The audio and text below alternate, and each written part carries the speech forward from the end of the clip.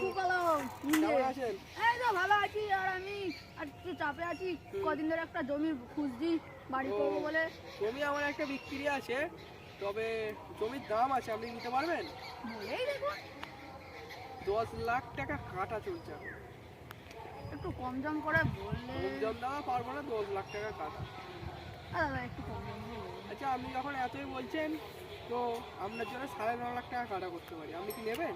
হ্যাঁ ঠিক আছে, তাহলে আমি এখন দলিলে সাইন করে দিচ্ছি, পর আমি তোমাকে বিল পেমেন্ট করে দিই। তাহলে অনলাইনে পেমেন্ট করে দেবেন? হ্যাঁ, এখন আমি দলিলটা দিন আমি sign আচ্ছা, করে দিচ্ছি।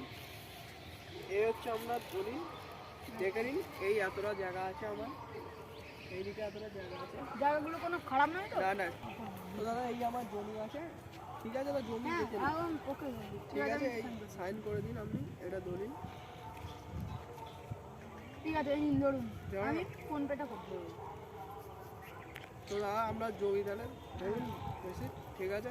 ঠিক আছে। 10 লাখ টাকা। হাই শালা, আমার জমিতে কি করছিস? ওই আমার জমিতে কি করছিস তুই?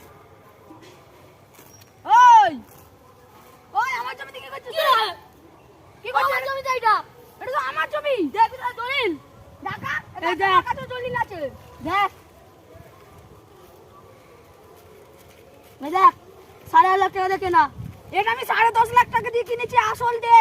হ্যাঁ এটাও আসল, দেখ। তাহলে কি জমির মালিক আমাদের দুজনকেই ঠকাবে? তাহলে চল জমির মালিকের কাছে যাই।